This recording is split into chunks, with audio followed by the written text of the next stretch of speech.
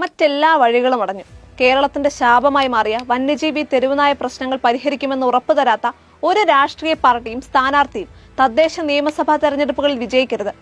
വിചിത്രവും മനുഷ്യത്വ വിരുദ്ധവുമായ കേന്ദ്ര നിയമങ്ങൾക്ക് മുകളിൽ അടയിരിക്കുന്ന കേന്ദ്രവും അതിനെ മറയാക്കി രക്ഷപ്പെടുന്ന സംസ്ഥാനവും അവർക്ക് പകരം അധികാരത്തിലെത്താമെന്ന് കരുതുന്ന പ്രതിപക്ഷവും ഉറപ്പു നൽകണം.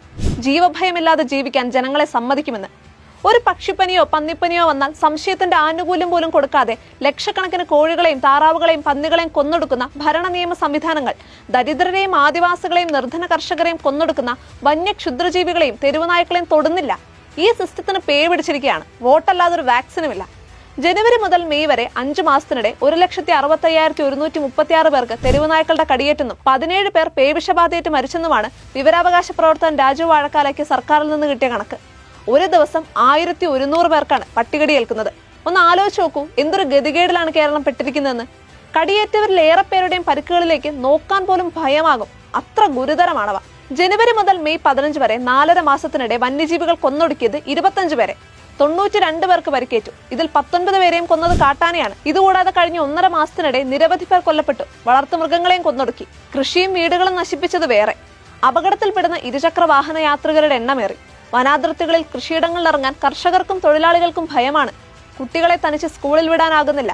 വന്യജീവി ആക്രമണം തടയാൻ കോടിക്കണക്കിന് രൂപ വനം വകുപ്പ് പൊടിക്കുന്നുമുണ്ട്. നാട്ടുകാർക്ക് വന്യജീവികളെക്കാൾ ഭയമാണ് വനം വകുപ്പിന്. കാലഹരണപ്പെട്ട നിയമങ്ങൾക്ക് മുകളിൽ കേന്ദ്ര സർക്കാർ അടയിരിക്കുകയാണ് രണം വിരിയിക്കാൻ. വായാടുത്തമല്ലാതൊരു പരിഹാരവും സംസ്ഥാന സർക്കാരിനില്ല. വന്യജീവികളെയും തെരുവുനായ്ക്കളെയും നിയന്ത്രിക്കണമെന്ന് സർക്കാരിനോടോ ഇടപെടണമെന്ന് കോടതികളോടോ ഇപ്പോഴാരും ആവശ്യപ്പെടുന്നില്ല. ഒരു കാര്യവുമില്ല. മന്ത്രിസ്ഥാനമൊക്കെ പുനരധിവാസ സംവിധാനമായി അധപ്പതിച്ചു. പല വകുപ്പുകളിലും ഉദ്യോഗസ്ഥ ദുഷ്പ്രഭുത്വമായി. ABC പദ്ധതി ഉണ്ടെന്നും അനിയന്ത്രിതമായി പെരുകിയ തെരുവുനായ്ക്കളെ അടുത്ത കാലത്തൊന്നും നിയന്ത്രിക്കാനാവില്ലെന്നും നശിപ്പിക്കണമെന്നുമാണ് ഇന്ത്യൻ വെറ്ററിനറി അസോസിയേഷൻ കേരള ഘടകം വ്യക്തമാക്കുന്നത്. ABC എന്ന തട്ടിപ്പ് തുടങ്ങിയത് മുതലുള്ള 1/4 നൂറ്റാണ്ടിനിടെ രാജ്യത്ത് ആയിരക്കണക്കിന് സാധാരണക്കാരായ മനുഷ്യരെ തെരുവുനായ്ക്കൾ കാലാപുരിക്കയച്ചു. കണ്ടു നിൽക്കാനാവാത്തത്ര ഭയാനക മരണം. ഇതൊന്നും നമ്മൾ വോട്ട് കൊടുത്തവരുടെ മനസ്സലിയിക്കില്ല. ആശുപത്രി സെല്ലുകളിൽ പേയിളക്കി പിടയുന്നവർ ഈ ഭരണാധികാരികളുടെയോ മൃഗസ്നേഹികളുടെയോ ആരുമല്ല. മരണമെത്തുമ്പോൾ ഒരു തുള്ളി വെള്ളം പോലും കുടിക്കാൻ കഴിയാത്തവരുടെ ദാഹം കേന്ദ്രത്തിലെയും കേരളത്തിലെയും ക്രൂര ഭരണാധികാരികളുടെയോ അവരുടെ വീട്ടുകാരുടെയോ തൊണ്ടയിലല്ല. എല്ലാ മന്ത്രിമാരെയും MLA-മാരെയും MP-മാരെയും പേവിഷബാധയേറ്റവരുടെ സെല്ലുകളിൽ എത്തിച്ച് കാണിക്കണം. അവരൊരുക്കിയ കോൺസെൻട്രേഷൻ ക്യാമ്പുകളിലെ അന്ത്യപ്പിടച്ചിലുകൾ.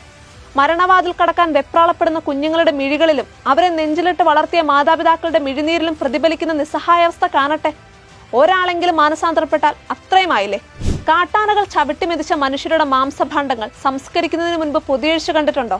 പുലിയും കടുവയും തിന്ന മനുഷ്യബാക്കികൾ ജനപ്രതിനിധികളുടെയും വനം വകുപ്പ് ജീവനക്കാരുടെയും മനുഷ്യവിരുദ്ധ മൃഗസ്നേഹികളുടെയും വീടുകളിലേക്ക് കൊടുത്തുവിടണം.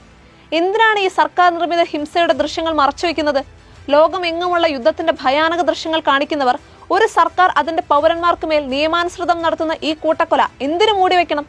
ഇവ പാർലമെന്റിലും നിയമസഭകളിലും പ്രദർശിപ്പിക്കണം.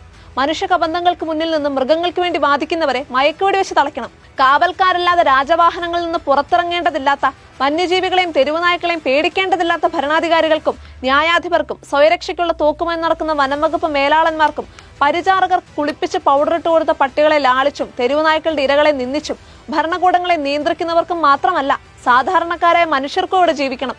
തെരഞ്ഞെടുപ്പുകൾ വരുന്നുണ്ട്. വന്യംകരണം, നായപരിപാലന കേന്ദ്രങ്ങൾ, പഞ്ചായത്ത് തല നിയന്ത്രണ സംവിധാനങ്ങൾ.